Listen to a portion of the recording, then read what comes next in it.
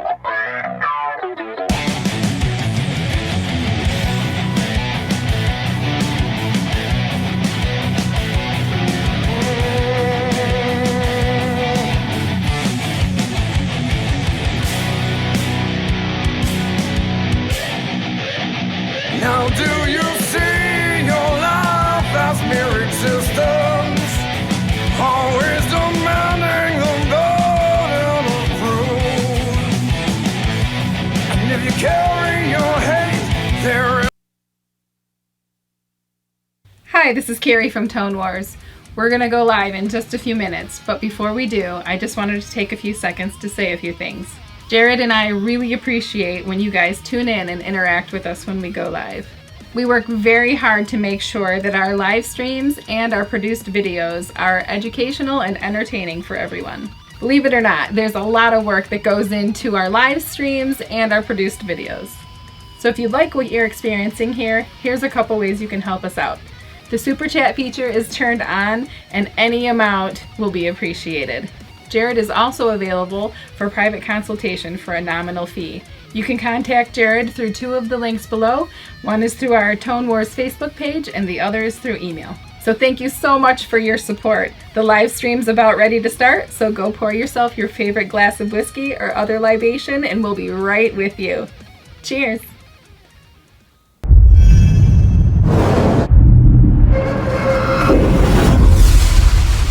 Welcome to Tone Wars.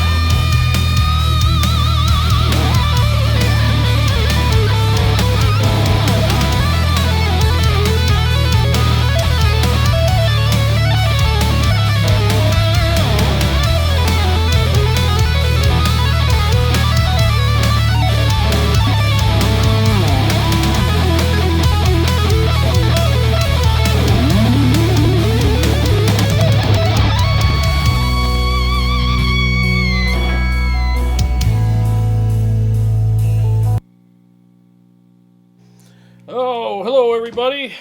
Thanks for joining me tonight. That was fun. I just wanted to run through this thing and just do a bunch of songs just to kick the show off. Now I'm getting 1,000 notifications, so I got to turn all those off. Sorry about that. There we go. Yeah, so thanks for joining me. Shout out to my buddy Mike Hasty, who is like the local collector of all amps, it seems. He's always got a new amp that he's messing around with. And cheers, by the way. And he called me last night, and he was like, "Hey, man, you ever heard of these Ceriatone amps?" I'm like, "Nope." He's like, "Well, I got one, and I think you're going to like it." And we're always like exchanging amps. I mean, as you notice, usually my Kraken is sitting right here, but it's at his house right now, and he's giving it some love. And so he just said, "Yeah, bring over your Kraken and take this home and do whatever." So the other day, I posted to you guys, what would you like me to do? Because before this, I didn't know. I was like, well, what do you guys want me to do on this week's live stream? Because I'm, just want to see what your ideas were. So I gave you some options. And it looked like everybody wanted me to do Synergy, which I very much appreciate. And some people also voted for Helix Direct. I got my Helix right here, and what you're hearing tonight is the 4-cable method preset that I'm creating for it with this amp. And so I will do both. I will do those next week. I could do Synergy, and I'll do Helix Direct on a following week or something like that. So I will do those things because I asked you guys answered and requested those, so I want to honor that. But this just kind of popped up and kind of like a last minute thing, and I was like, you know what? What a cool idea. Why not do something with this amp? And I'm not a huge Marshall fan, as a lot of you probably know. So I was kind of curious as to how I would like this. And what I will say so far is I actually like this. It's actually a pretty freaking cool amp. I think it records very well. It's got a great recording sound. And I'm curious, like later when I listen to it on the video, because I'm going to timestamp it later and listen to all the stuff and make fun of myself when I'm playing, it's like I always do. But I'm curious as to how accurate, because YouTube compresses things, and sometimes the high end, if an amp is a really ice-picky high end, YouTube will compress that out. And I always try to be transparent with you guys as to what I'm experiencing. So what I'm experiencing here is there's no ice-picky high end on this. It's very good. It's a great high end on this amp. It's not bad. I got it directly in my in-ears. There's no compression. There's no EQ. There's nothing on it. It's straight. So I'm miking it with an i5 by Audix and a Sennheiser E609. Those two mics on my Mesa 212 cabinet. The Helix is providing all the effects that you're hearing. So, and I'm running it 4-cable method, hence all this stuff here. And I gotta say, I'm very pleased with the way this amp sounds and feels, especially with the recording part. I haven't had a lot of experience with it in the room yet, because my cab is like 10 feet away with a bunch of like really thick blankets over the front to kind of dampen the sound and keep that really nice like mic'd cab kind of feel going on. So I didn't want any room reflections, So, but so far, I gotta tell you, man, I like this a lot more than I thought I would. I really do. And Mike sent me some tracks with it from his studio, and he was like, "What do you think of this?" And I was like, "It's rich. It's got a very rich sound to it." And it does. It's got a great rhythm tone. And when he sent me, it was double track, so obviously it's going to be a little thicker and meatier. But I will say this, the lead tone on this amp very much reminds me of the Ingle Savage module that I have by Synergy. It's got that quirky thing that it does. It's almost identical. So I think that's kind of cool that it's got that. And that's one thing I really like about the Ingle module, especially when I step on the wah, which I will do in another song that I'll be playing. I got two more for you when I switch guitars. And I got to tell you, man, that wah sounds amazing with it, and I'll demonstrate that in a few minutes. So yeah, I'm really pleased with the way it sounds and feels big time. It has a lot of great features on it. And we'll go over to their website in a few after I do two more songs and check out all the amps they make. I mean, they make a ton of amplifiers, and I got a list here of all the amps they make. And let me say this too, like, I'm not an expert on this. I just heard of these like a day or two ago. So this is the first time. I'm not an expert on these. I didn't do a ton of research because I haven't had time. My pressure washing season is picking up, and I'm real busy doing that right now. Hence why I didn't work yesterday. So, and if anybody's wondering, yes, I will be profiling this. You will not leave my house until I photograph you. Yeah, with my Kemper. So that's going to be nice. And I'll have the profiles up on my website sometime soon. Yeah, so again, if you guys, I'm not an expert on this. I did do a little bit of research, and thanks to Mike Hasty from Walls of Jericho, a friend of mine, that, allowed me to take this home for tonight. I talked to him on the phone briefly today and just got some bullet points about it, and about how they do things over at Ceriatone. I just want to make sure I say this right, Ceriatone. So we'll go over some stuff in a little bit. I wrote down some notes that I wanted to go over with you guys about it. But anybody that's very familiar or even more familiar than me on these amps, feel free to chime in and correct me if I'm wrong about anything, because I don't want to give out any misinformation. I want it to be correct. So I am not above correction at all. So I would love to have anybody who has experience with these or knowledge with these to feel free to chime in, say whatever you want, and give everybody some information about these, because I'm going to give you I'll give you as much as I can for tonight with the time that I had to do some studying on this. But what I can tell you so far, again, is as far as what my hands and my ears are telling me is I would totally play this live. I would totally, I'll own one of these. I think it's really cool. Again, Marshalls are not really in my family of tones that I love, but honestly, for my first impression with this amp, I actually kind of like it. I think it's pretty freaking cool, and I didn't think I would. I really didn't think I would at all. And they have a lot of different amps as well. He makes one that is like the Camerock, and we'll go over that in a little bit here too. And the Camerock, if you guys, or Cameron, I should say Cameron. I say Camerock because Salvation Audio makes a Camerock module after the Cameron. And it's one of my favorite modules. And I still, to this day, no matter what amps I play, whenever I go back to it, I'm like, yeah, this really works for me totally. So I might even consider someday getting one of his amps that are in the spirit of the Cameron, because I'm really curious to see how good that is. So let me say hello to some people. I have another shot of Courage here. Tonight I'm drinking Buffalo Trace. I didn't have time to smoke it, unfortunately, but, that's the way it goes sometimes. Aaron Short, what's going on? Warm Cord.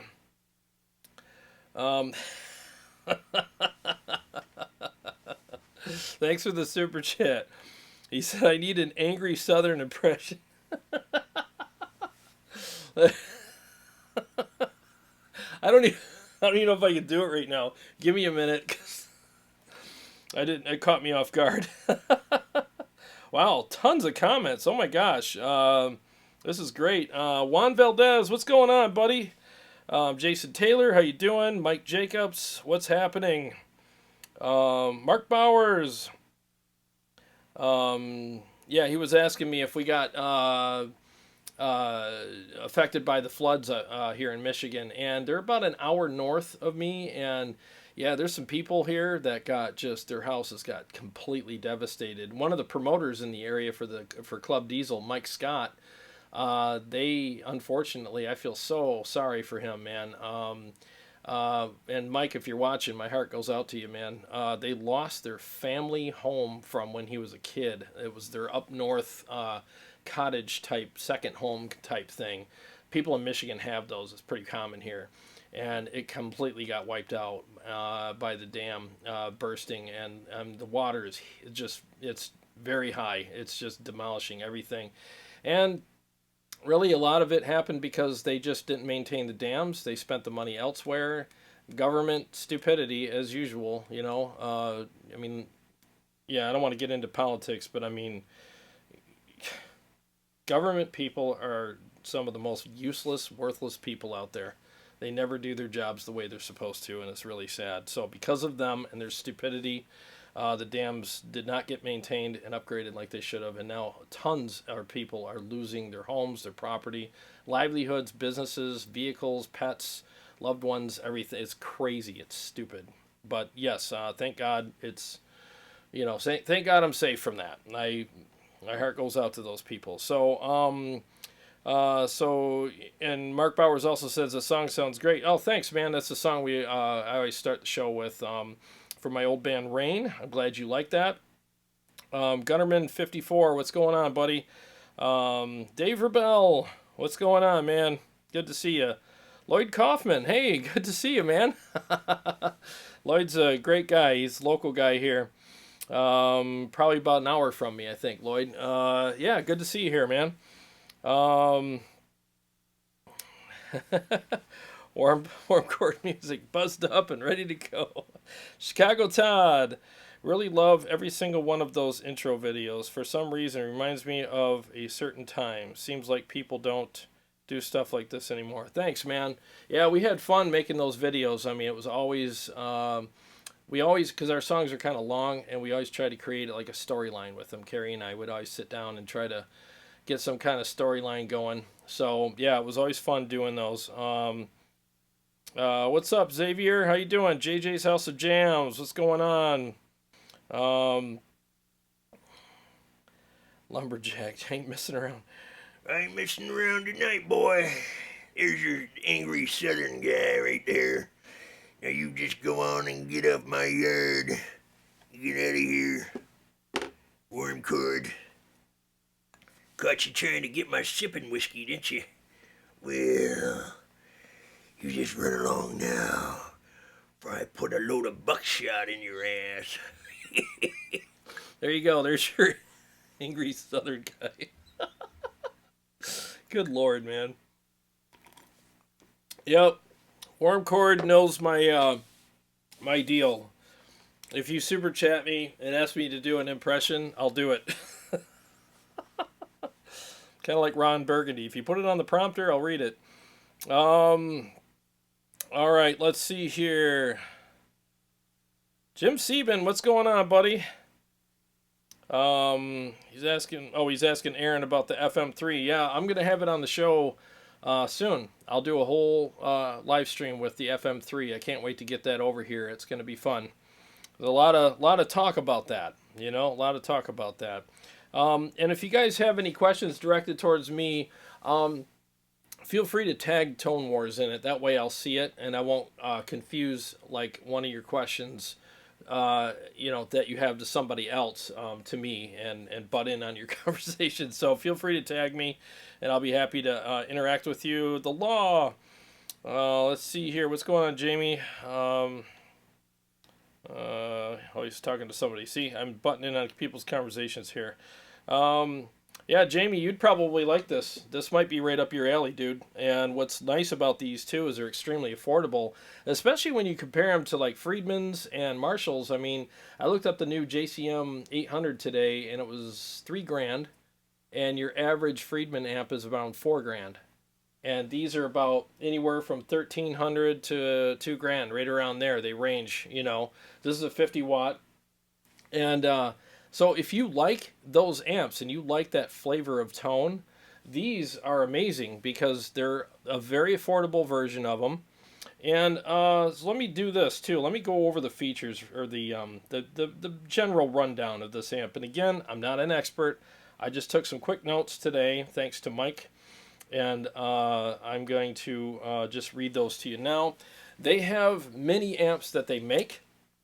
But some of them are the Leviathan, which is made after the Butter Slacks, which is a Friedman amp, and the AH, which stands for Ass. You know what? It's in the the spirit of the Brown Eye, the Friedman Brown Eye, the BE. The AFD, which is the Appetite for Destruction, Slash's tone that he used in that, the Marshall tone that he used, Silver Jubilee type stuff. And then the Gargoyle is after Meshuggah, and the Molecular is the Cameron. So And that's just not even close to all the amps that he makes. He makes a ton more. And they're not knockoffs. They're basically his take on those, but these are handmade. So they're all handmade. It's a turret board, not a PCB board, so it's hand wired point to point. So it's all high end stuff. It's very boutiquey, but because they're made, I believe they're made in Malaysia, but the owner there makes them. It's not like some goofy factory that they just run them through and put a bunch of cheap parts on them. They're handmade in Malaysia by the owner himself, and you can order anything that he's got and have everything customized. Like if this amp doesn't have a depth switch on it, he'll put one on there for you for a nominal fee, and you just say, well, I'll pay the little extra and have a depth switch or this or that put on the amplifier. And that's what he does. And you could get custom Tolex, custom fronts. I mean, all the stuff from what I've heard is all available there. And the quality is there. It's right up there with any other boutique company in America. It's very good stuff. These are built to last. They sound great. They feel great. The effects loop on this works really well. I didn't have to do anything weird to make it work. Everything just works. And, so, I mean, I'm really happy with this. This has 3 modes. It has modern, classic, and I can't remember the other mode, but there's 3 modes on it. And one's more like the 80s, and the modern is what I'm using tonight. And the modern and the 80s mode are very similar. There's just a slight bit of difference in the voicing. One of the modes, if I switch to it, is really loud, and I don't want to take a chance tonight because I'm using in-ears, and I'm not kidding, it's like twice the volume. So I think that's the oldest mode, like a vintage mode or something like that from like the 60s, and it just opens the amp up. It's less gain, but it's just very loud. It's not as compressed, and it would blow my ears out right now, so I don't want to, switch modes because I did it earlier, and I was like, whoa, it's like 3 times as loud. So yeah, I mean, it's got they have lots of great features and different variances. Let's go to the website here. So here's the website, and like right up in the top right there, that is the butter slacks kind of style of amp right there. And the one right next to it, the hot rodded plexi molecular, that is the one that is in the spirit of the Cameron. So as you can see, there's just a lot of hot rodded. They're all hot rodded. They're all modded amps. So that's what everybody was doing back in the day. They were just taking Marshalls and then just making them better, basically making them more aggressive and stuff like that. And making them fuller, like louder, meaner, more gain, more saturation. So this is what this guy's doing, is he's taking like the Marshall kind of blueprint and giving you like a Jose type mod on it, which is really cool. But you're not paying the Jose mod price or the Friedman or the Marshall price. You're paying much, much less. I mean, look at this hot rodded plexi gargoyle at $13.50. I mean, that's ridiculous. And that one there is, I believe, the gargoyle is the Meshuggah. So that's after the Meshuggah amp. Molecular is Cameron. So like, yeah, there's just a lot of cool stuff in there. The Leviathan is the butter slacks right there. I mean, it just goes on and on. So many different pages of different amplifiers here. There's a high watt type amp there. You can pretty much have just about any flavor you want, which is really cool. There's just a ton of different, I mean, look at this. It's almost endless. Here's some more. I mean, it's crazy how many amps they make. I'm just going click happy here. Even got some lunchbox amps.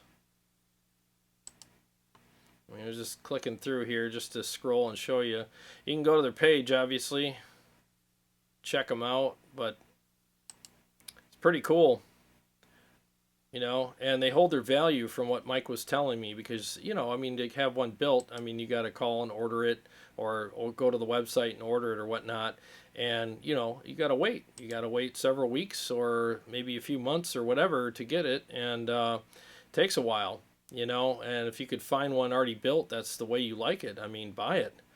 You know, it's just really cool. So anyways, yeah, so there's just a lot of great features and different variables here. And again, you can custom order a lot of different things on it, different switches, different options, probably different looks. You know, if you want to go with different colors and things like that, I'm pretty sure they'll work with you on that. So yeah, very, very cool stuff. I would highly recommend at least looking into these, especially like there's a lot of guys, and I'm in the groups just like you guys are. I mean, you know, we go to these groups like the Heavy Metal Amps group, Chug Life group, whatever, and there's people that are like, man, I'd really love to get a Friedman, but $4,000, man, I just can't afford that. Well, here you go. You know, I mean, will it sound exactly like one? Probably not. I mean, it's probably not going to sound exactly like it, but it's going to be in the spirit of it. You know, so and the price is 2/3 less. It's a third of the price. So how can you go wrong with a boutique, hand-built, hand-wired amp that sounds and feels amazing, and you can get, you know, the options that you want on it? I mean, how can you go wrong with that? And if your goal is to someday have a Friedman or a Marshall that's a little out of your price range right now, I can tell you this: I've played Friedmans and I've played Marshalls, and this is if this isn't in the family, I'd be surprised. I mean, it is well in the family of those amplifiers. But what I can tell you is, for my taste, I think it's better. I really do, because again, I'm not a huge fan of Marshall, and I think Friedman amps are good. I'm not going to knock them. I mean, they're good amplifiers. I mean, come on. You know, I'd be a fool to sit here and go, oh, I don't like them, or I don't think they're any good. They're good amps. I mean, Dave has a reputation of making good amps for a reason, because he makes good amps. But the voicing and the flavor that they have isn't really up my alley. And I've heard that too. Either you're a Friedman fan or you're not. I love his ASC 12 cabs for the FRFR stuff, but I'm not a huge fan of the amps. And again, it's not because I don't think they're good. It's just not my taste, you know. But I would totally buy one of these because, number one, these are closer to what I like as far as the flavor that they offer. And number two, it's not $4,000. So I would take a chance on an amp like this and say, well, you know what? I would play this occasionally, and it's worth $1,300 or whatever to spend on an amp that I would play a couple times a week, and it wouldn't be my main squeeze, you know what I mean? It would just be something that I would just, every once in a while, you get the hankering for something different. Here you go. Would I do a show with it? Absolutely, I would do a show with this. I'm doing a show with it tonight. You know, and honestly, the way I look at things too, like, you know, if I don't like something, why would I do a show with it? You know what I mean? Why would I come on here and suffer through a show with something that just doesn't work for me at all? Not everything I have on the show is my favorite thing, because how can you do that, you know? But this is definitely something I would consider buying, and I would recommend that you would buy too, because again, if you like this family of sounds and tones, then but you just don't want to spend $4,000 on it. There you go. And you're not sacrificing quality. I mean, again, from what Mike has told me, and for the little bit of studying I did on these, it's a boutique amp. It's just not made in America, you know, and it's not made in some goofy factory somewhere either. I mean, these are made by the owner. It's hand-wired, and they're amazing. So you're not, again, it's not a knockoff. It's not a amp that you're gonna like, oh, it's the dime store version of it, or you know what I mean. It's not like that. This is a high-end amplifier. It's very good, and it's made with all high-end components, and they're not cheaply made at all. So I would consider it. So if you're watching this and you've been jonesing for a Marshall or a Friedman, scan the website and see what they have, because I think you'll find something there that you'll like, and you'll save a ton of money and be glad that you went there and did that. You know, it'll be worth the wait. And by the way, I'm not sponsored by the company. I've never heard of them until a couple days ago, until Mike called me. So I'm very unfamiliar with them as far as, you know, all the deep details go. But so I'm just telling you what I think, just being honest with you. So before I do the next two songs, I just want to catch up to your comments here. So I think we covered all the details that I know anyways. And again, if you know anything about these, comment away, because I want to learn along with everybody else as well. So, okay, I'm just seeing if anybody's tagged me. Made in Indonesia. Okay, sorry. I got the country wrong, I think. Everybody's trying to figure out where they're made. I thought it was Malaysia for some reason. Somebody correct me if I'm wrong, but I think Jim already did. Made in Indonesia. Okay. Okay, let's see here. Just checking to make sure. Oh, Jim Sieben says they make some great Dumble style amps. Oh, that's cool, man. That's good. I mean, that's the thing. Again, I mean, you can't get some of that stuff anymore. And even if you could, the affordability factor would just not be there for most of us. So at least now you can have something that is at least close and built very well, and you'd be proud to play through it, you know? And it's not... Love you too, Jay. What's going on, Jesse? How you doing, buddy?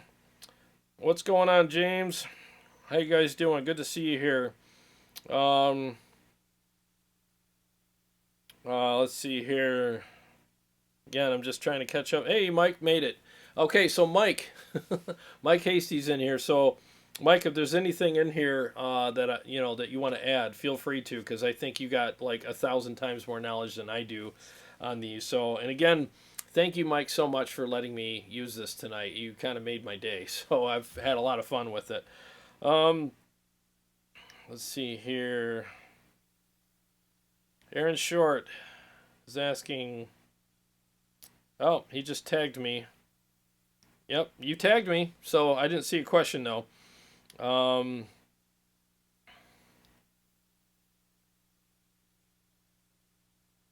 Just trying to see. Okay, so, all right. Again, if you have any questions, oh, it is Malaysia, Jim says. Hey, I got something right for once in my life. So they're made in Malaysia. Awesome. So if you have any other questions, feel free to tag Tone Wars. That way I don't have to scan through the comments and make you guys wait. That way I can see it right away and be able to answer your questions. All right, so let's do this. Let's do 2 more songs. Let me find my song I always have a hard time finding. There it is. This is called The Sphinx. We'll do a couple riffs, and then I'll do the songs, and then I'll do some riffing with the amp, and we'll just talk about what we're hearing. Okay, here we go.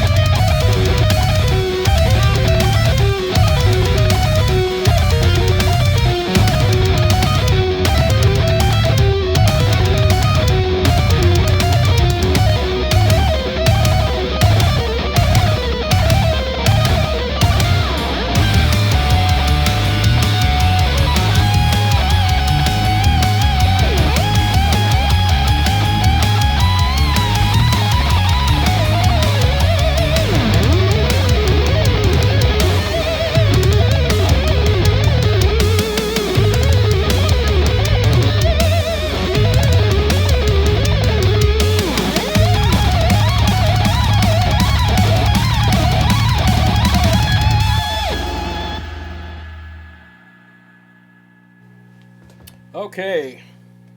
Why isn't my volume going down? There we go.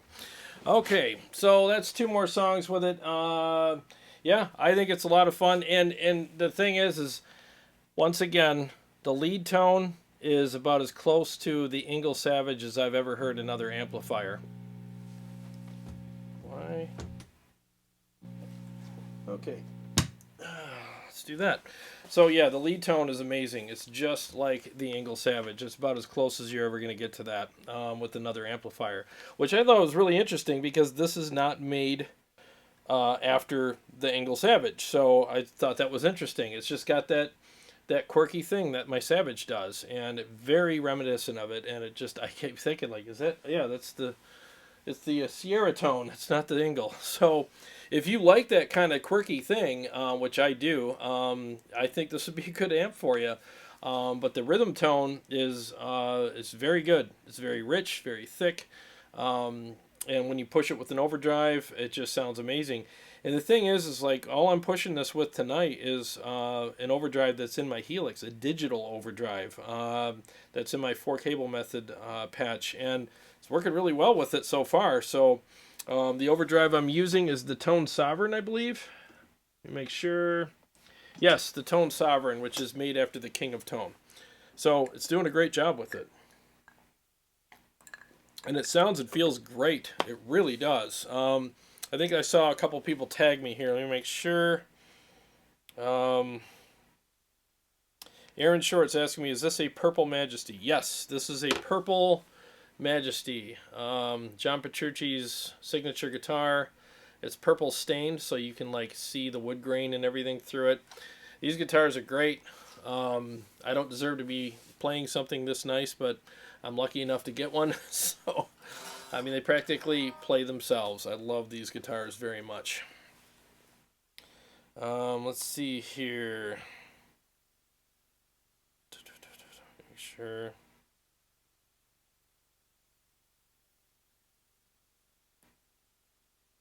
Yeah, you guys might want to check out their website, because if there's some favorite amps that you have that are out of your price range, I would look these guys up, because man, I'm telling you, this thing's legit. I mean, it sounds really freaking good. I'm liking it way more than I thought I would. You know, is it my favorite tone I've ever played through? I mean, honestly, no, it's not. My Kraken is. Kraken's pretty much my favorite amplifier, but it doesn't mean that I don't like it. I mean, we all have our favorites, and then we also have stuff that we're like, yeah, I'll totally play through that, even though it's not my favorite. I'll play through that. But then there's amps I played through that I'm like, no, I would never buy that. I would never spend a dime on that amplifier. Even if somebody gave it to me, I wouldn't play it. I would just sell it, you know. This is not one of those amps. It's definitely... so you have your first string amps and your second string amps, right? So like, if I had first string amps, like my Kraken would be top of the batting list, right? It would be like my number one hitter. And I would say that even the MT15 would be in my first string, to be honest with you. It's a killer amplifier. The Synergy stuff, definitely first string stuff. This would definitely be, I would say, especially for the price and the way it sounds and feels and stuff, I would put it somewhere in the rotation of the first string. It would not be my first hitter by any stretch, but it would still be somewhere in the first string of amps that I would own. Yeah, I especially for the price. I mean, geez, you know, 1,300, right around 1,700 for some of their amps. I mean, to get that tone and a modded version of it, and it's hand wired and boutique kind of thing, not have to pay $4,000 for it. That really makes it more attractive to me. I mean, I'm not a price guy, but if I can get an amplifier that's actually pretty cool and get a really good deal on it, I mean, yeah, price does have a little bit of, you know, say in whether or not I'm gonna get it, you know, because I mean, I wouldn't spend $4,000 on, you know, on well, any amp for that matter. No amps to me worth $4,000, but I wouldn't spend $4,000 on an amp that sounds like this. I mean, that's no slight to the amp. I just wouldn't spend that kind of money on one, you know. But there's people that do. They do it every day. They'll spend $4,000 on a 1-channel or a 2-channel amplifier, and I mean, God bless them. I hope they enjoy it. They better, for that kind of money. I mean, that's, you know, that's a lot of money to spend on an amp. But for $1,350, this thing's worth it all day long. It really is, you know. And again, it makes it more attractive to you, because now you're like, well, shoot, man, if it's hand built, hand wired, and they're using the turret boards and stuff like that, and it sounds good and feels good, especially when you slam it with an overdrive, and it's got nice tone, and it's very unique. So it's got its own voicing. It's in the spirit of the other amps that it's kind of voiced after ish, but it's your own tone, and it's kind of rare. You don't see them everywhere. It's not your garden variety Marshall or whatever. So I just think there's a lot of cool like things that it has going for it, you know. So I would at least look into it if I were you. I think someday I'm gonna have one of their amps. I'll probably get the one that is made after the Cameron, which is the molecular. I wouldn't mind checking that out, because I love my Cameron module. I think it's amazing. So Dave Rebell, stellar pricing. He says, yeah, you're right, dude. I mean, the pricing of these amps it's so affordable, especially for what you get. I mean, name a place you can go here in the country and get a boutique amp for that kind of price. You can't. You just can't, you know. And this guy seems really passionate about what he's doing, so that's really cool. I like to buy stuff from people who are passionate about what they do, you know, because there's a lot of love and care and thought and process going into making these, you know, and it's their rear end on the line, you know.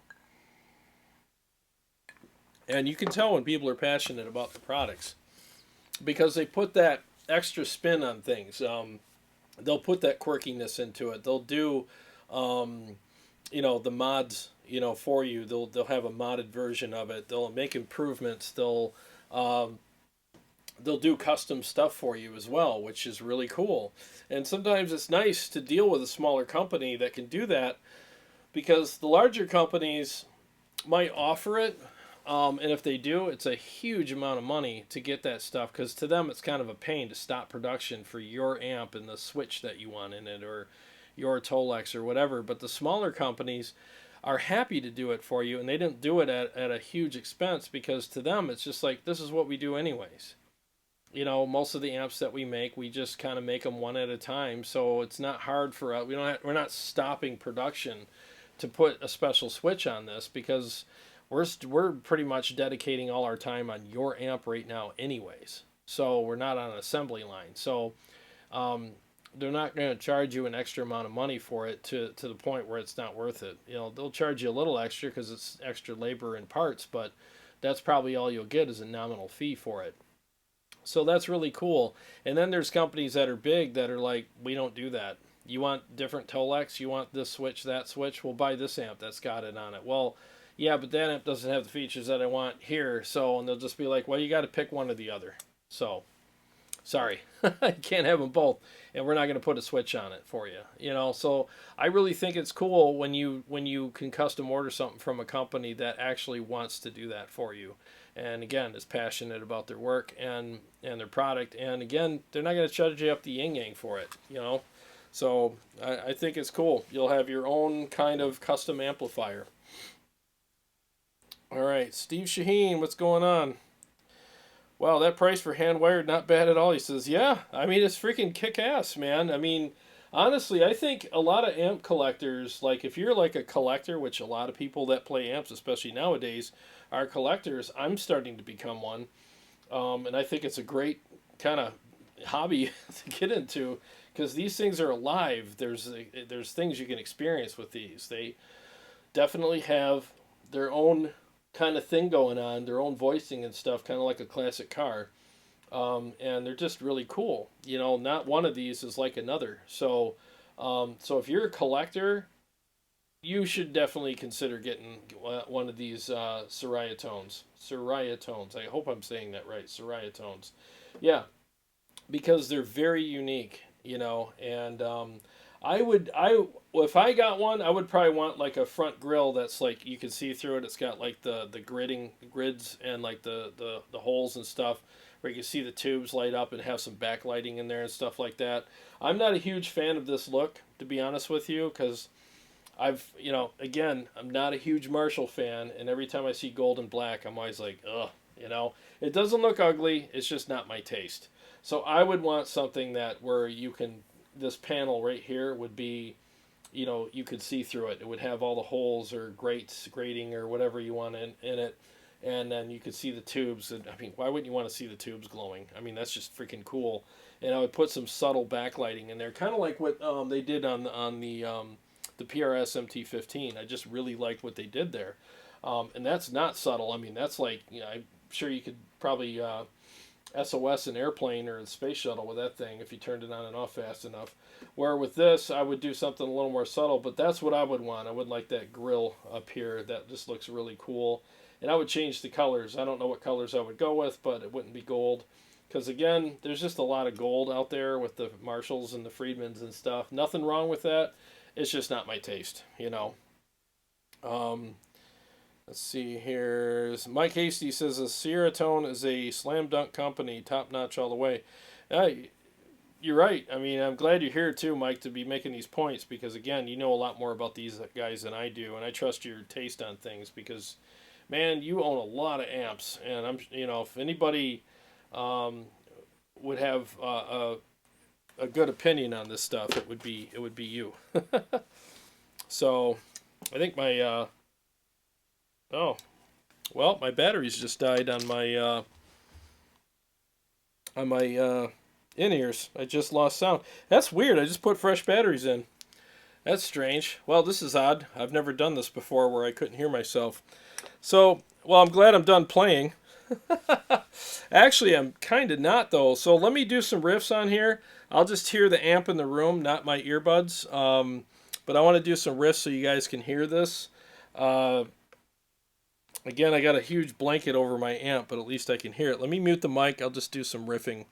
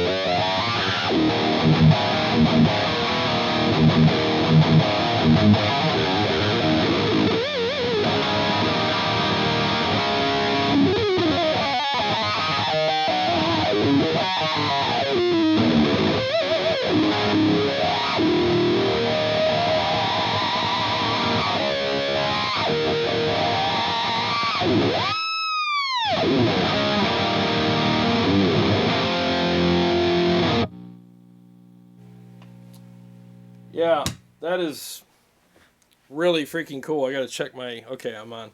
Alright, yeah, that is really freaking cool. I like that a lot.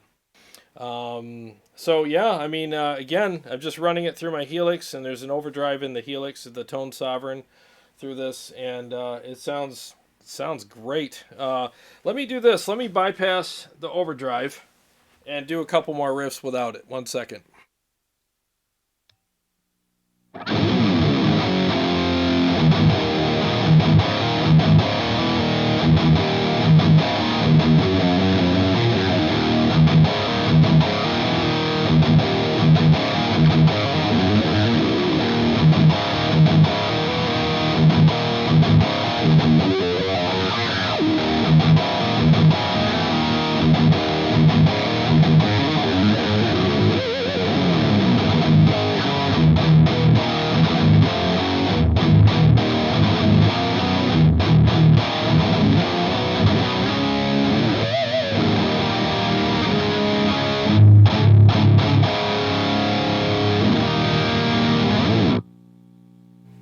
Okay, so that's without.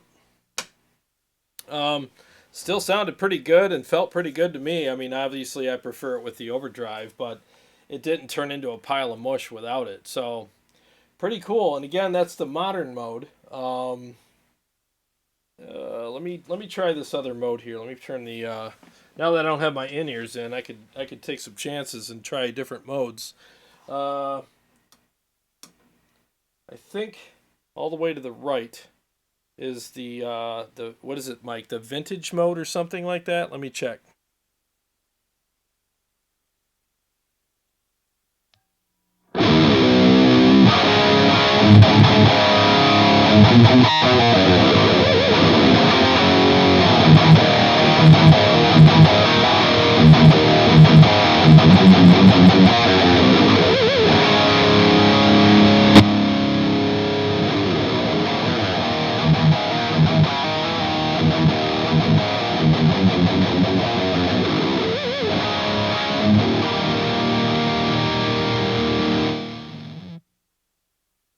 Okay, so did you hear that spike when I switched over? Because it's a three-way switch. It's doom, doom, doom. So when I switched over to back to the modern mode from the I think it's like, I'll just call it the 80s mode. Um, you heard that jump. That's what I'm talking about. It's loud. It's liggity loud. So I had to be really careful about that. But those two modes, I do prefer, now that I'm hearing it in the room, I do prefer the modern mode. But that's not to say that that 80s mode isn't good. It is very good. In fact, when I first got it home, I used that for about a half an hour, and then I switched to the modern mode, which has a little more of a compressed type feel. It's a little more aggressive and a little more compressed, as you probably heard. Again, YouTube compresses everything, so hopefully you could hear the difference there. But in the room, I would prefer, I guess it would go like this: modern, the 80s mode, and then the other mode that's really loud I would never use because it's kind of Led Zeppelin-y, and I hated Jimmy Page's tone. Um, Sorry, but sorry, not sorry. I couldn't stand his tone. To this day, that's one of the reasons why I can't listen to Led Zeppelin, because his tone was so bad. It just drives me nuts listening to it. I know that's probably sacrilege to some of you, but that's just the way I am. You know, just being me. So, anyways, well, thanks, Mike. Thank you very much, Mike Jacobs, for the super chat. He said, thanks, a little something for the next bottle of whiskey. Thanks, buddy. You know what's funny is I'm all out. This is the last of my Buffalo Trace, and I have to go get some Bullet because that's one of my other favorites. So I'm going to get Bullet, and I haven't smoked Bullet yet, so I got to try that. So that'll be fun. Thank you very much. I really appreciate it. Make sure here. Oh, okay, so Jim does like the plexi look. I mean, I get it, and it's no disrespect to people who love that look. I get it. There's a lot of guys who love that look. Mike Hasty loves that look, too. I like the mean, kind of aggressive, more modern type look with the grill and the lights and the, you see those ominous, like, lights back there with the tubes and the glow. It just looks so, like, well, it looks ominous. It looks kind of spooky, I love that stuff. It's kind of like the watches, the new modern watches. You can see, like, all the gears and all that. That's kind of like my thing. I like that kind of stuff. It looks really cool. You can see the inner workings of it. Oh, Mike said right, it's 80s. So, yeah, the other tone is 80s, and then there's, like, a super classic tone, which is, like, the 60s. And, yeah, I didn't care for that at all. But the 80s I could totally do, and the modern I could totally do, if that makes sense. So, oh yeah, so center is 60s plexi. Yeah, not my jam. So yeah, I did do some riffs with the boost off. Mike requested that I did that, so yes, I did. Thanks for requesting that, by the way. I guess I read your mind because I just saw that comment after I did it. So, yeah, Mike says he agrees the plexi look is the best look ever. Yeah, like I said, it's everybody's got their own thing, right? And that's what's so cool about all these different amplifiers and different makers out there is you got all kinds of different strokes for different folks, right? Oh, that style of watch is called a skeleton. Yes, the skeleton watch. I'm learning all kinds of stuff tonight. Yeah, the skeleton watch is pretty cool. I love those, and again, that's why I like this amp, because it's got that skeleton watch look to it. So again, like I'll probably be ordering one of these within the next couple of years. I'm pretty sure of it, and I'm probably going to see if he can do that, the skeleton watch look for me. So when I get it, it's got that cool grill type look on the front. In fact, the KSR has that. You can get that front like this, the solid front, or you can get that kind of grill look. And I'll get a KSR one of these days too. I would get one with the grill on it and the light up logo and stuff. I just think that looks so cool, So yeah, Mike says he loves buying from the company personally over buying in a store. It makes it more personal. No, it's true. It's cool, because you can talk to the owner and express like what you want to him directly, and there's no misconstruencies. I mean, it's right from you to him, and you can request things, and he can tell you yes or no, and it's just kind of cool. I mean, when you're talking to an owner of a business, it's just better. Like you said, Mike, it's more personal. I do it with my pressure washing business. I get people calling me all the time, and not only am I the guy that answers the phone and sells the job, but I'm also the guy that does the work. And people really like that. They're like, oh, I'm talking to the guy that's actually going to be here. I'm like, yes, that's who I am. I'm the guy that actually does the work. So everything I say I'm going to do, I do, because I'm the guy that's got to do it. So people do prefer that. So I totally get that. Lloyd Kaufman, what's going on? Thanks, buddy. Thanks for the super chat. I really appreciate that. He said, keep doing what you're doing. Add this to Mike's and splurge on the whiskey. I will, man. Hey, thank you, Lloyd. Do you guys have any suggestions for me for whiskey? Because I'm open to suggestions. I usually go Buffalo Trace or whatchamacallit, Bullet. So if you guys have any suggestions, I'll go out and try something. I do like Jay from Warm Court. He suggested something to me that's really good. Knob Creek smoked maple, I think. That's really good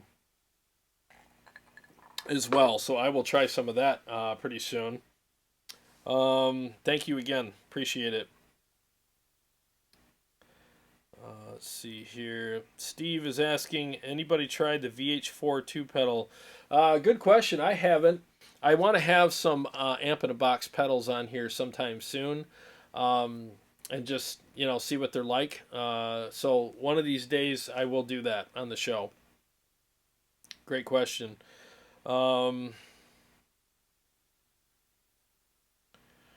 Okay, what time is it? It's 9 o'clock.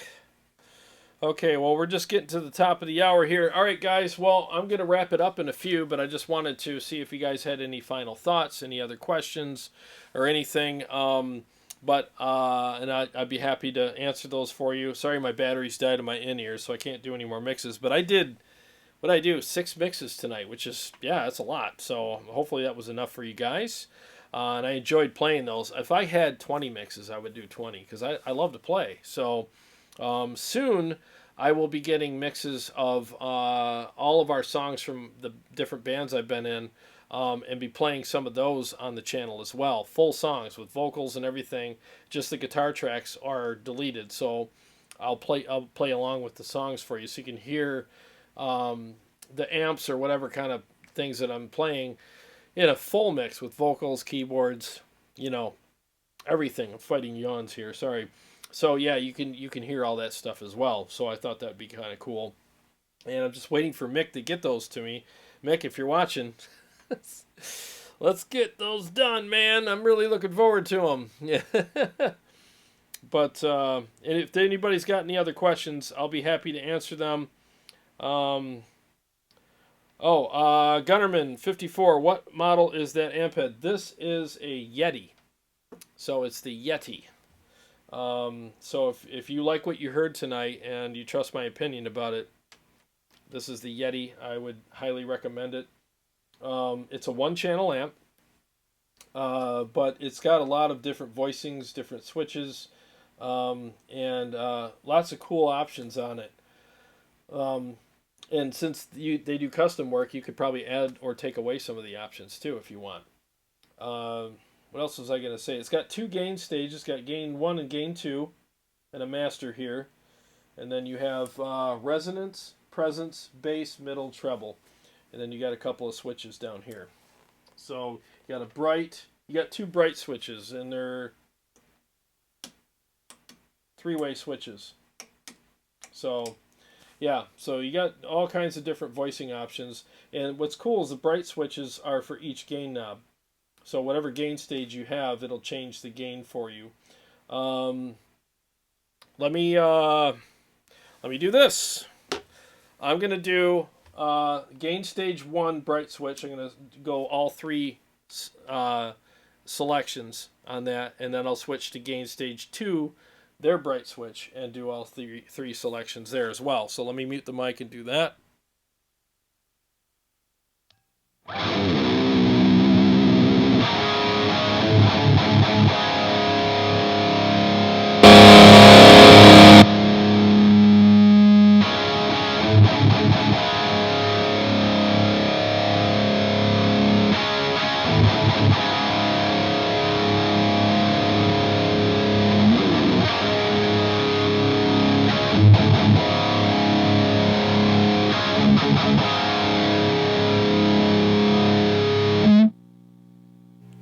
So that's the difference on those. It's pretty subtle, at least for me, because again, I'm in the room and I don't have my in-ears.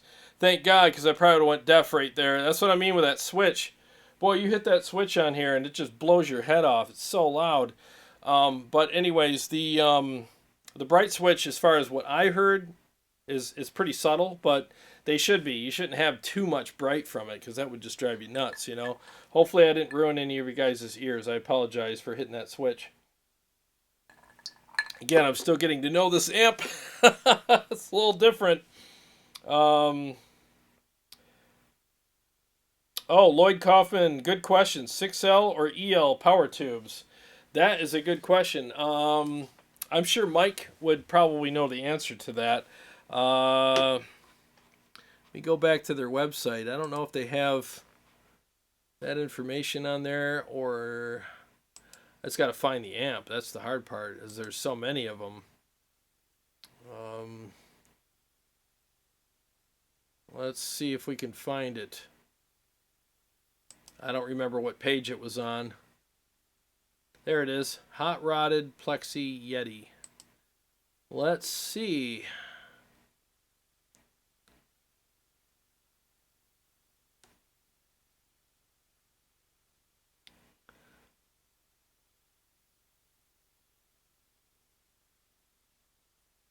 ELs. They're EL34s. Yep. Right down here. So there's the features of it right there.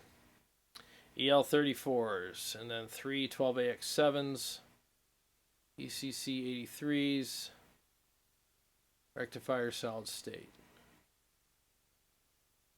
So yeah, there's your information. I'm glad I could find that so quickly. I was kind of worried because there's pages and pages, like 12 or 13 pages on this site of tons of different amplifiers. So I'm glad I could find that for you. Yeah, very cool. Very cool amp. I'm not an EL guy either, and for some reason I do like this. So I'm more of a 6L6 guy. I know the differences are subtle, but I just think the way that he voiced this, it just works with the ELs. It's not as harsh on the top end as on some amps it can be. So it's not. It doesn't have a brittle top end. It actually is very pleasing to the ears. It's just enough of a searing kind of quality to it where I think a lot of people would like it. It's very, very likable amp for a lot of people.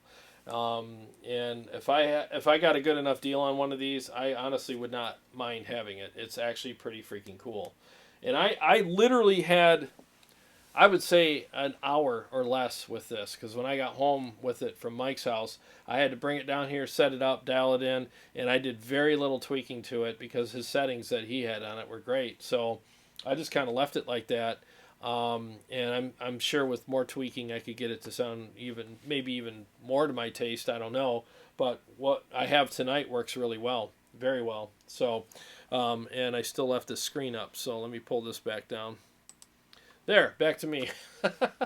That way you guys had a chance to read all the features. But anyway, so yeah, very good amp. I would highly recommend that you at least take a look at their website. It's affordable. I think they make a good product, and it sounds great. It performs well. Lots of great features, and the pricing is unbeatable. And again, like if you're like a collector type and you just want some stuff, man, I've always wanted a Friedman. I've always wanted a Marshall this or that. Go see these guys and get one of these because they're a very affordable version of those, and you're not giving up quality because, again, they're boutique, they're handmade, hand-wired, they have the turret boards. I mean, it's all custom kind of stuff, and you're just not going to pay that high price because they're not made here. And I mean, it's debatable. Like, are some of these amps here overpriced or not? Well, if you don't want to pay for it, then in your opinion, it's overpriced.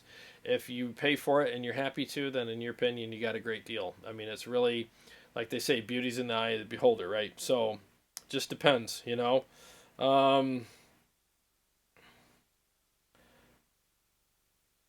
Yeah, there's a lot of things that they offer. Christopher, thanks for another awesome stream. Love hanging out. I'll be here for the next one. Dude, thank you so much, Christopher. I really appreciate that very much. Yeah, I put a lot into this. And I look forward to it very much. I love hanging out with you guys. It's the highlight of my week every time I get to do one of these. So I'm honored to have you here. Thank you so much. Appreciate it. Jim Seaman, guess what I'm going to buy? You're probably going to buy that Dumble kind of one, aren't you? I'd like to hear it when you get it, man. I think that would be really cool, man. I'm actually going to be hanging out with Jim a little bit on Saturday because he's kind enough to bring over his Fuchs and his Mark 525, and I'm going to be profiling those. I'm trying to build up all my profiles for my website so when I launch it, I have a good library for people to choose from. I spent a good part of last night and today profiling the KSR Aries, and man, did those come out good. And here's the thing, too, like I'll since we're kind of wrapping up here, I'll just kind of go off the trail a little bit. I've never made boosted profiles before, and in fact, I've never liked them. I've never played a boosted profile that I've liked yet. And so last night and today, I did my own boosted profiles, and I love them. And I think the reason why is it's like it's like they say the best profiles you'll ever make are the ones or that you'll ever play are the ones that you make, right? Because the amp's set up exactly how you want it. It's boosted the way you want it. It's EQ'd the way you want it. It's mic'd the way you want it. It's your cab, your speakers, your mics, your positions, your guitar, your taste. Everything's there. So when you profile that amp, I mean, you better like it better than anything else out there because you had everything to do with it. So it's just nice to be able to boost my own amp, and I went against my better judgment because I was like, I don't like boosted profiles, so why would I want to make one? Well, I talked to Warm Chord Music Jay about it, and he's like, you should try boosting your profiles, and I'm like, I don't know, man. I don't know if I would like them, and he's like, just put it between the Kemper and the amp, and as far as the input goes, and see what you think. And man, right away, I was like, holy crap, this sounds and feels amazing. So I made a bunch of boosted profiles on the KSR with two different pedals. I used the Grid Slammer and the Golden Pearl, and I really thought they did a great job. I wanted to use the Precision Drive, but there's a noise gate on it, and you can't profile with a noise gate because it can't hear it. The noise gate, when the Kemper's shooting its little R2D2 noises through the amp, the noise gate will clamp down on those because some of them aren't loud enough to open it up, and it won't hear those things, and you get a horrible profile. And Kemper will even tell you, warning, noise gate detected, and turn off noise gate, and try it again. So, anyways, but otherwise, I'd have the Precision Drive in there as well. I wish there was a way I could bypass that circuit in there or something. But yeah, it was really cool to experience my own profiles with a boost on them the way I like it. And Todd, Chicago Todd, I will be sending those to you. I'll send you a couple tonight, just for you to play around with and see what you think. So it's been a crazy day, so I'll get them to you. Appreciate your patience. So thank you. All right, let's see. Thanks for the info, Dave, for putting that in there. I appreciate it. George, what's going on, man? He says, which is the guitar chain? Okay, so basically, guitar is going into the Helix, which is my 4-cable method template, which has the Tone Sovereign overdrive pedal in it. And from that 4-cable method into the amp, and the amp is being plugged into my Mesa 212 cab with vintage 30s in it, and it's mic'd with an Audix i5 and a Sennheiser E609 through the board and right out to you guys through my interface. No EQ, no compression, no nothing. It's just raw tone. That's what you're getting. As always, you always get raw tone from me. I don't do any compression. I don't do any EQs. I was talking to Steve Shaheen about that earlier today. And he was, what a great guy. He was like sending me text messages encouraging me and saying, hey man, one thing I really like about your show is that you don't do the whole EQ and compression and high cut, low cut and this and that and all this kind of stuff, and saying, yeah, this amp's really good. And like, this is what it really sounds like. It's not. It's, all that EQ and all that like doctoring up of tones that people do. It's like by the time it gets to you, it's all doctored up, and then you buy it based on that, based on the photoshopped version of it, and then you get catfished when you get the product, because you're basing your decision on what you're hearing, which is the photoshopped version of it. And I don't do that. I will give you raw tones. And if I have to EQ and compress the crap out of something to make it good, it doesn't belong on my show. Why would I do that? If it sounds like crap, then see ya. I don't want it on here. So that's basically how I look at it, And if I did a show where I had to EQ the crap out of something as an example to make it sound good, I would tell you what I did so that you can make an educated decision about the product. Because I'm actually, this channel is not a QVC channel for manufacturers. This is actually a consumer advocate channel. I mean, I'm here to, to burp into the microphone and bring on gear that I think is really cool and share it with you guys so that you can make educated decisions as to what you want to get out there. And I'll tell you exactly how I feel about it, and I'll be honest with you. So again, I think this is a pretty freaking cool amp, especially for the price. If this was $4,000, I wouldn't buy it. I wouldn't consider buying it at all. I would say, well, it's a one-channel amp with a couple of features on it, and it's way overpriced. Honestly, that's what I would tell you. I really would. But since it's $1,350 or whatever that price was on it, I would say that it's it's definitely a great deal, for what it has to offer. A very good deal for $1,350 on an amplifier like this that's hand-wired, boutique built, and has the features that this has, tone and feel that it has. I'd say it's a great deal for you. I really would, especially if you like that flavor of tone. Brad Shimke, what's going on? Dude, just turn the dial on the noise gate on the precision drive off. Oh, I did. That's exactly what I did, and it still would not let me profile it. And the one time that it did, it let it through. The profile was horrible. It sounded choked. It literally sounded like I had my volume up on my guitar like 2 notches. It was that weak. So I'm sure there's probably a way around it. I could probably find it. I probably have to crank the amp up higher so when it makes the R2-D2 noises, they'll find their way through it. But the profiles I made with the Golden Pearl and the Grid Slammer are so good. I'm like super happy with them. And keep your eyes open because Jay and I are going to get together because he does profiles too, and we're going to do an episode about what we've learned so far about the Kemper. Is it really legit? How legit is it? How close is it to the profiles? And we want to talk about giving everybody a better understanding from a profiler standpoint of what you're getting when you get a profiled amp. Like what's really happening? What do the dots on the dial tell you? What do they really mean? Like, is the gain really all the way up? Why is it gain all the way up on some of them and some of them it's not? How does it really capture the gain structure? How does it capture the top end? There's tricks I've learned to capture that, and it's kind of interesting, and we want to have a conversation about that so that you can have a better understanding of the profiles that you're buying when you get them and go, all right, so based on what I learned from that episode, this, what I'm seeing here in the gain structure makes more sense to me now.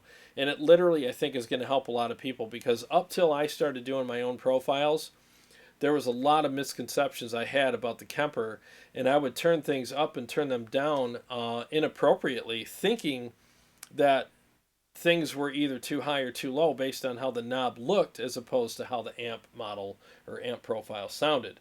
So I was turning knobs with my eyes, not my ears, based on what I saw. And then I would not be happy with the results afterwards, and now I know why. Because there's things that the Kemper looks like when you get a profile.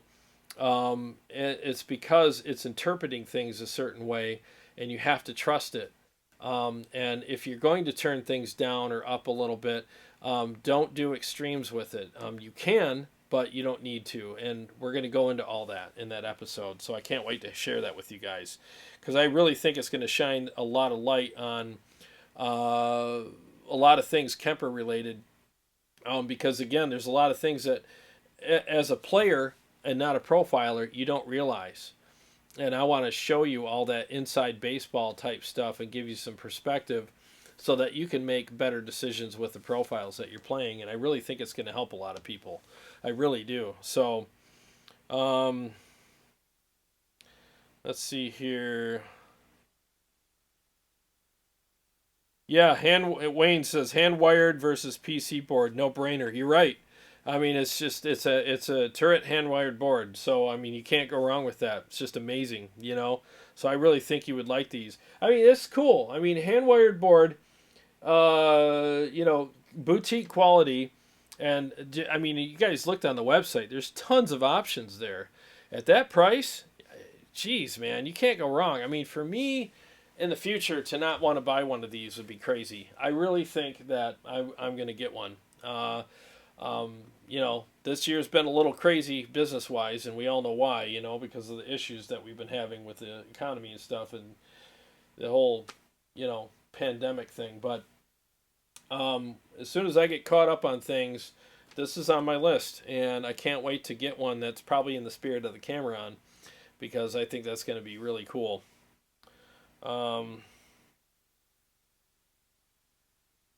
See here. You should bring on the American Classics 6G6B.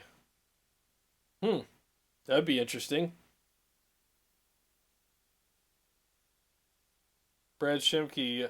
Well, I got an Aries. Can't read. Oh, you got an Aries on its way. Oh, sweet, man. Dude, I'll tell you what. If there was ever an amp out there that loved to be recorded, it's the freaking KSR. That amp, I like it in the room very much. I think it's a great amp in the room, but even better recorded. And you guys know some amps record better than they sound in the room, and that's not a slight to the amp at all. Again, I really love the amp in the room. I think it sounds great and feels great. But man, as soon as I put mics in front of the cab and start recording or hear it on my in-ears and play it on the channel and watch it afterwards on YouTube, I'm like, holy crap, that thing sounds great.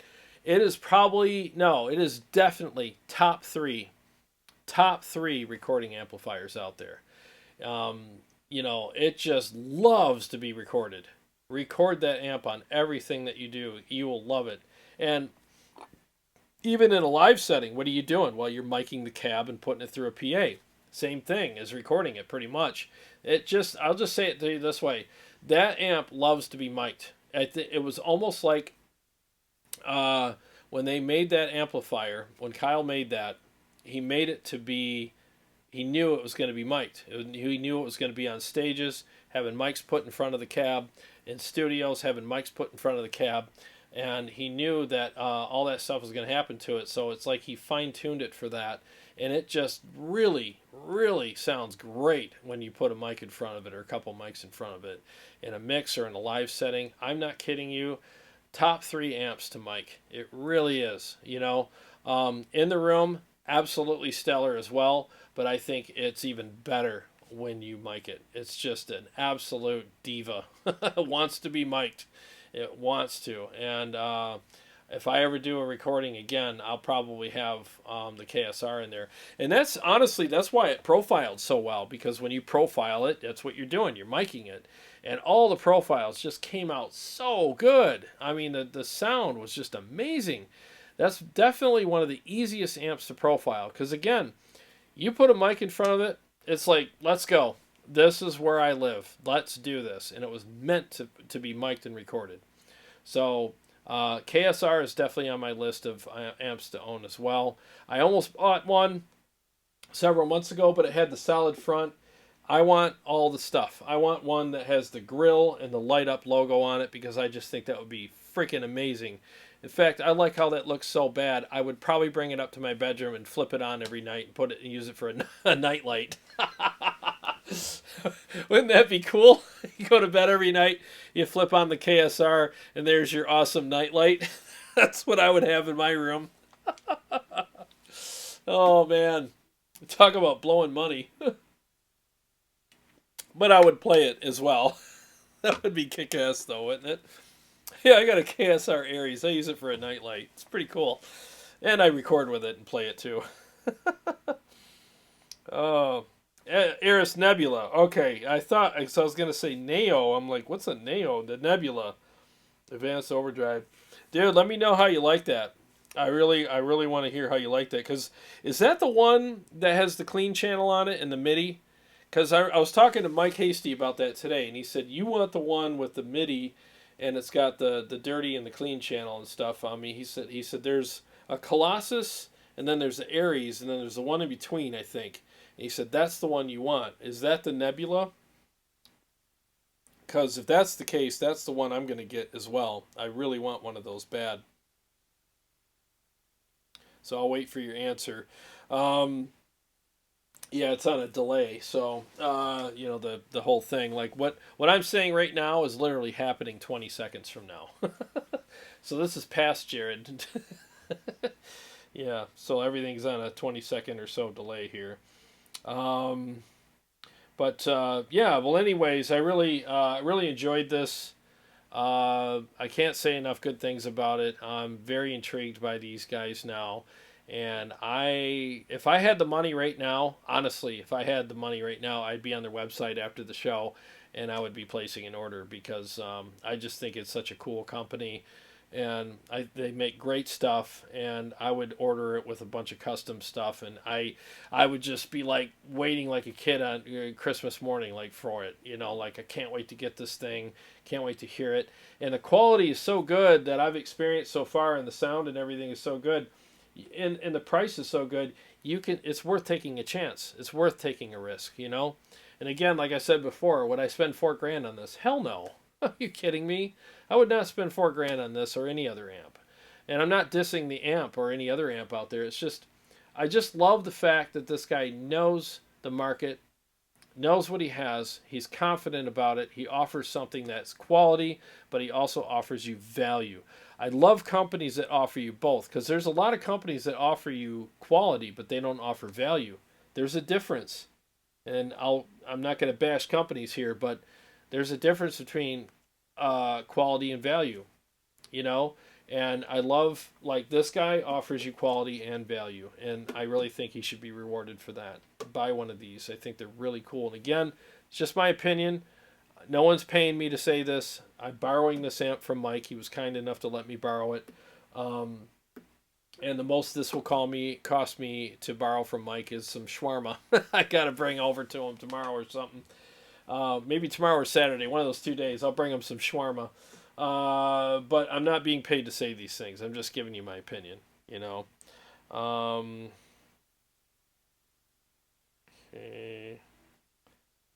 Okay, so, Brad says, nope, it's the overdrive pedal from Aries Effects, not the KSR. Oh, okay, I got the Aries because Aries. Aries is one of their amps. Oh, the Nebula. Oh, okay. Yeah, I had that pedal on a couple weeks ago. That is a killer pedal. Wow, is that amazing. Yeah, you'll love it, man. That's a great pedal. You want to talk about kicking your amp in the ass and giving it tons of aggression, but letting it have that full low end as well. Now, what a great pedal. Awesome pedal. Wayne, how much was your Kraken? The Krakens are around 1900. It's the Super Kraken, so it's like the Big Daddy. It's 100 watts, and it's $1,900. But the thing is with the Kraken is those are hand-wired as well, very well made. Quality is definitely there. The tone is just, it's glorious. I love the tone on that amp. Channel 1 has a killer clean channel, but you can also hit a gain switch and turn it into a gain channel. And there's tons of gain in there, and it sounds fantastic. Channel 2 is an absolute beast. It's a rage monster.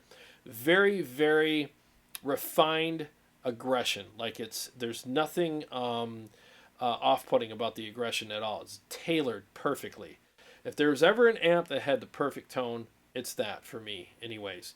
It sounds absolutely phenomenal. It feels great. You slam it with an overdrive and it's got that sticky tight kind of thing, but it's still full, and on the back of it it's got the resonance button. You just push it out and the resonance just comes just pouring out of the cab, and it's just amazing.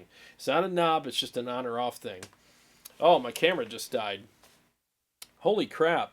Well, my camera just died, so I guess that's the end of the show, because by the time I put a new battery in, I'll be done anyways. But yeah, I'll just let me do this. Do I have 1 second here, guys?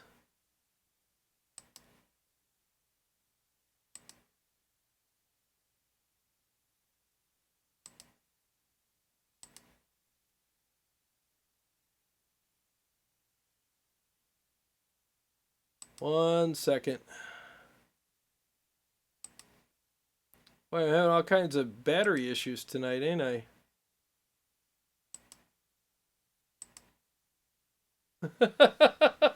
Yeah, that's my old camera. Okay, so there we go. All right. So anyways, yeah, it's a little off. Yeah, I just use that for gear now. That's my old crappy camera. So anyways, let me just close with this. You were asking, Wayne was asking me about the whatchamacallit? The Kraken. So it's MIDI switchable on everything. So every channel, the boost is switchable on or off. It's got its own built-in boost. All the features that are switchable on it, everything. You could program the whole amp to switch channels. You could program to have the gain on or off on the clean channel via MIDI. I mean, all that stuff is all MIDI switchable. So it's just really nice. It's a great amp. It's perfect for touring because it's got all that stuff on it. It sounds great. It's rugged, built well, but it's gorgeous too. It's just a beautiful, beautiful amplifier. So first class all the way. And that's really like why I'm such a stickler on value, because that amp has spoiled me. It's an amazing amplifier. It's everything I've ever wanted in an amplifier plus 10. Okay, and for what it offers, you know, at $1,900, it's just killer. It's just amazing, and there's no quality lack in there. There's nothing lacking quality-wise. There's nothing in there that's like, oh, it's kind of cheap here or whatever. No, it's top-notch everything. It's beautiful. So anytime I run into an amplifier that's twice the price, I'm expecting it to be twice as good. And most of the time they're not. And it's not just my opinion. There's amps out right now that are 1 or 2 channels, and they're $4,000. They don't even have MIDI, and there's a shared EQ on both channels. And to me, it's just, come on. You know, how could you sell something for $4,000 that has 2 channels, shared EQ, no MIDI at all? And it's like, I just think that's insulting to the customer. I really do. And they can say, well, they're hand wired. Well, there's a lot of amps that are hand wired. So what else you got? Well, they're made in the U.S. Well, there's other amps that are made in the U.S. that are half your price, and they have all those options. Well, there's a name. Well, okay, but I understand that legacies are worth a certain amount because they've been there, they've paid their dues, and yada yada. I'm a business owner. I get all that stuff, but $4,000 for amps that just don't offer a lot of the features that I look at it this way, and I said this before. If you want to sell your house, a realtor is going to come over and say, okay, so how much do you want for your house? And you're going to say, well, I want, $350,000 for my house. And they're going to go, okay, well, here's what we'll do. Let me open my portfolio. I'm going to show you all the houses that are being sold in your area for $350,000. Look at this house. Your house is 1,600 square foot. This one's 3,500 square feet. And it has a finished basement, granite countertops, hardwood floors, and a partridge in a pear tree, and it's got everything. And your house doesn't have any of those things. Okay, let's look at 5 or 6 more. And they go through all this with you, and then they pretty much wind up with, you want too much money for your house, and for me to work with you, I can't work with you if you're going to be selling your house for that kind of price, because I'll never sell it and I'll be wasting my time. So we need to lower your price, because you need to compare your house to what other houses that are in the market are being sold for in the same price range. And I know we're talking about amps, not houses here, but that's kind of what my mentality is. If I can get a super Kraken that's 100 watts and have all those features on it and still have great tone and killer quality sound, and it looks freaking fantastic, then I'm not saying every amp should be $1,900, but can you guys keep it in the ballpark?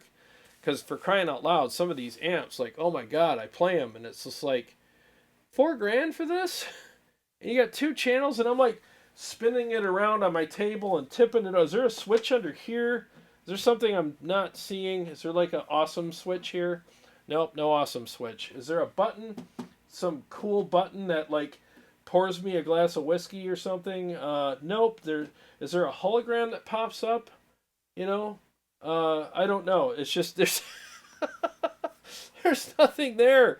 And I'm like, good Lord, man, for $4,000, I would expect a hell of a lot more than that, you know? So that's just my thoughts on it. I'll be having some $4,000 amps on the show very soon, and that tone better be so good that it's the only amp I'll ever play through. The way I look at it is, if I have a $4,000 amp on the show on this table right here, this is the judgment seat for all the stuff I have on here. If I have those on this show and it's $4,000, it better be so good for that price that I don't ever want to play through any of my amps ever again. It replaces them all. Because for me to buy that, I would have to have that kind of scenario. Like one amp to rule them all. That's what it would have to be. And I've already found that so far with the Kemper is like, it's the best amp I've ever played. It really is. The KSR is also right up there. It's also very close to that. It's just a different... I like them equally, but for different reasons. But if I had to pick between the two, I would pick the Kraken because it's got extra features on it that I really like. And the tone is... It just speaks to me. And there's other people in the room that would probably say the opposite, you know. But everybody would agree that they're both very good. So... You mofo. Damn, I'm late. Jared actually likes a Marshall style amp. Well, this is that's funny. This is this is probably the best out of that family of tones that I've ever played. I can tell you that. I really can. I was very impressed with it, especially for the price and what it had to offer feature wise and the build quality, and the boutique aspect of it. So yeah, I think it's pretty damn good, man. I really enjoyed playing through it. You know, is it my favorite amp? No, but I would consider it one of the amps that I really like that I've played for sure. You know, Christopher says I love the Mesa Boogie Mark V and matching 412. I will let's see, will never but one, but love them. Let's see, will never. Maybe he said buy one because I'm seeing but one. Would love them. Yeah, they're expensive amps, you know, but I've played the Marks, and I had the Mark II, the JP Mark II C Plus. I've had Jim Siebens Mark V, and I think I had another Mark on here somewhere. And yeah, they're great amps. They really are. They're awesome amplifiers. Greetings from Germany. What's up, Sven? How you doing, buddy? Hope you are well. I hope you're well too, buddy. Good to see you here. Again, sorry about the goofy camera angle. My main camera battery died. I got to get power for that because it's driving me nuts. Christopher, I share your feelings for PRS private stock guitars. Yeah, some things are just, man, they're just too expensive, man.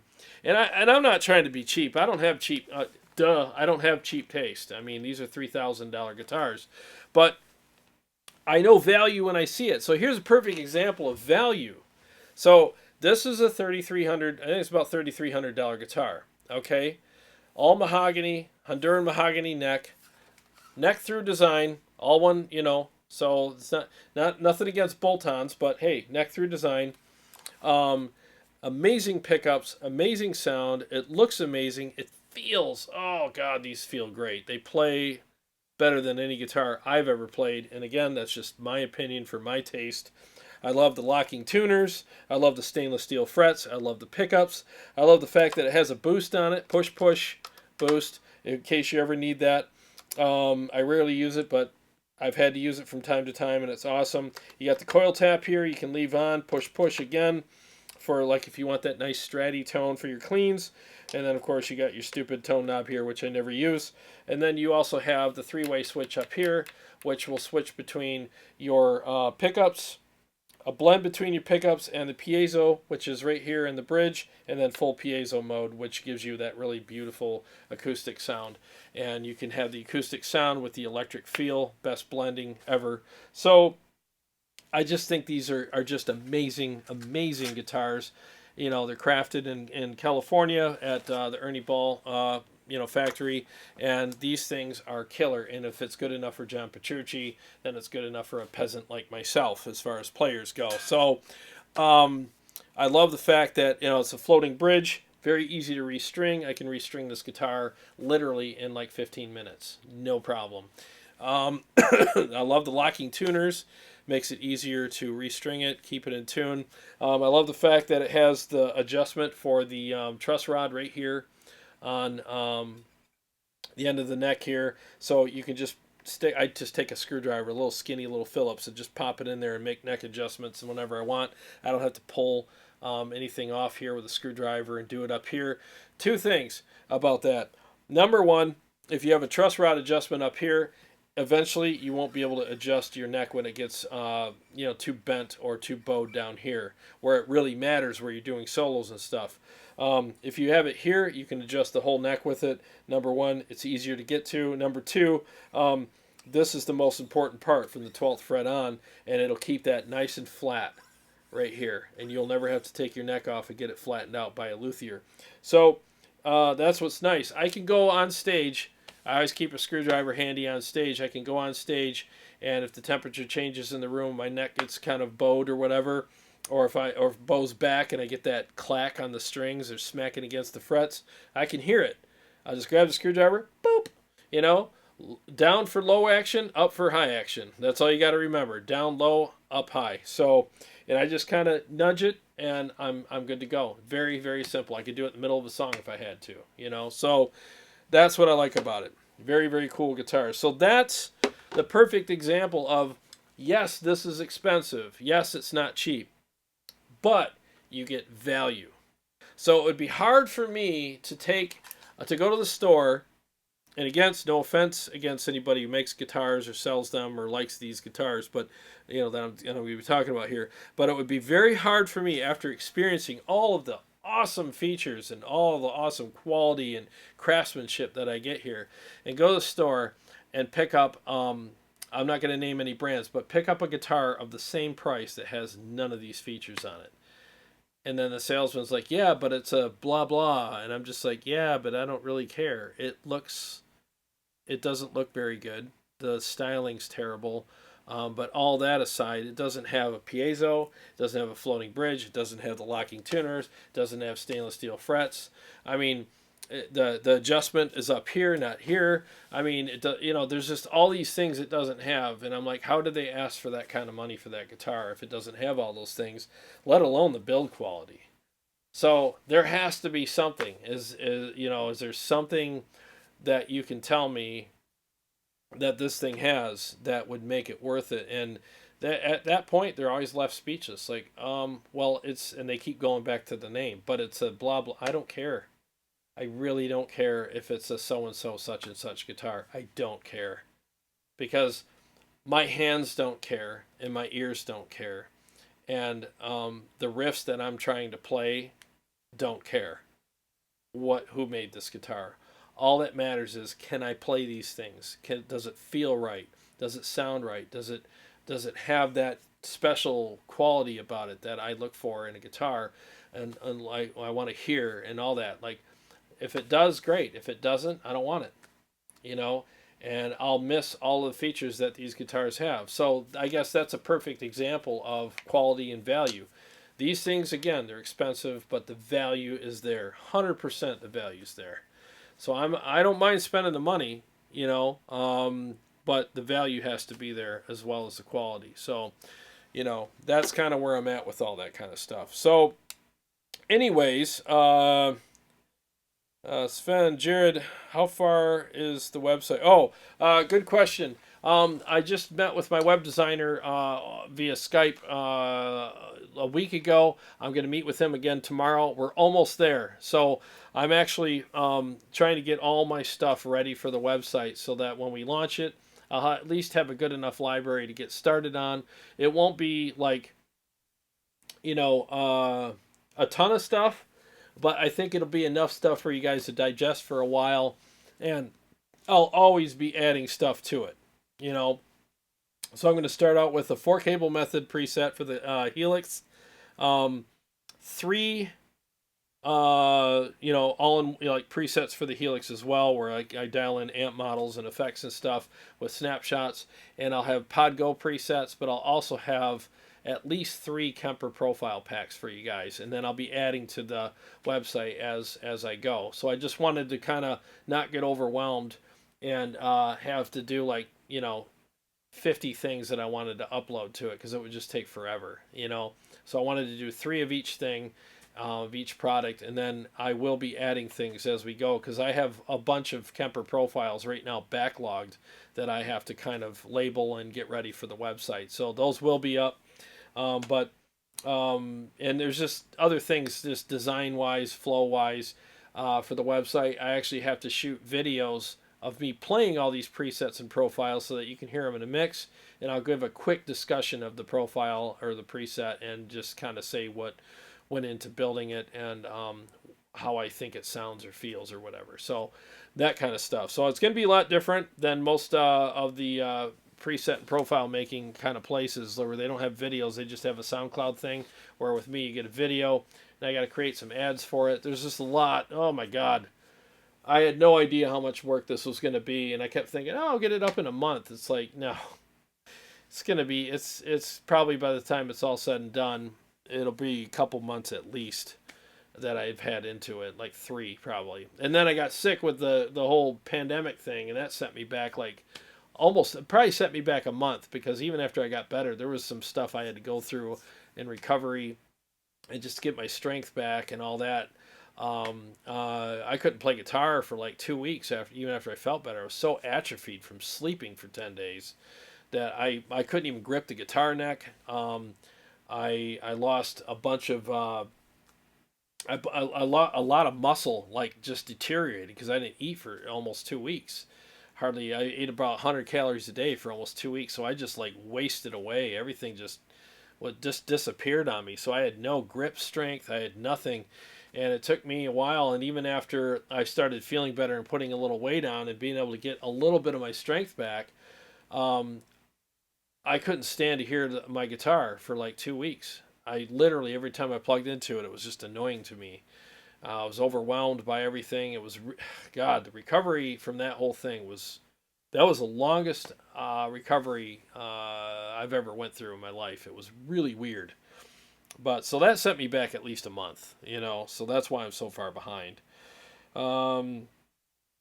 Let's see, Christopher, I want the Emerald Forest Majesty so bad. I do too. You know what's funny is I almost bought one when I went to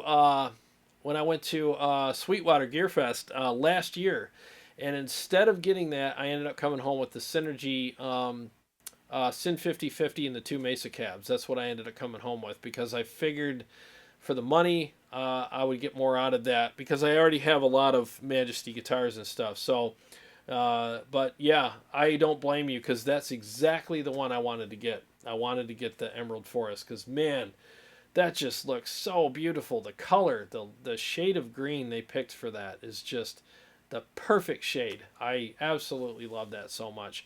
And I love the fact that they stain the guitars. They don't paint them, so you can see all the wood grain and all that stuff on them. Because mahogany's beautiful wood. Why would you want to cover that up, right? So it just looked really deep and rich and inviting. I mean, yeah, I don't blame you. If you do get that, let me know how you like it, because I'm going to be kind of jealous. It's definitely a guitar I wanted to get big time. So, all right, what's up, Berserker Land? Good to see you here, buddy. Okay, so I've been on for 2 hours. Holy crap, 2 hours. So, my camera battery died, so that's why I'm on the crappy camera for anybody that got here late. So thank God I had that still hooked up as a backup. So, kind of feel slanted here. Anyways, thank you so much, guys, for joining me tonight. I very much appreciate it. I will watch this episode back and put timestamps on so that you can just click right to the playing parts when I'm playing this awesome amplifier in the different mixes. So feel free to come back and watch it again and go right to the timestamps.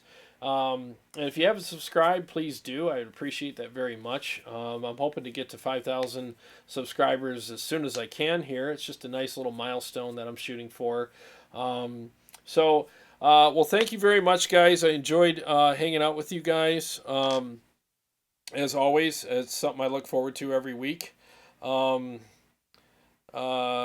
Christopher, that green is the only green guitar I want. Pure sexy. No, you're right. It's the best color green I've ever seen on a guitar. It really is. I mean, the colors they pick are always the best, aren't they? They just do such a great job. I mean, Ernie Ball's just a great company. You know, I love their guitars so much. So, anyways, well, all right, guys. Well, I'm gonna get out of here. I'm gonna get some food in me. So again, thank you so much for being here, and I'll be live with Carrie on Sunday night. Look forward to hanging out with you guys, and maybe I'll have some Synergy stuff on there. Sunday night for you guys. Maybe we can do some Synergy that night as well. We'll see how the week kind of brings things our way. So again, you guys all take care now and have a great night. And I just realized my camera's, the whole screen's small. Boy, isn't that interesting? Oh, well, whatever. All right, guys, take care. I'll see you guys soon. God bless you guys. And every day is a gift.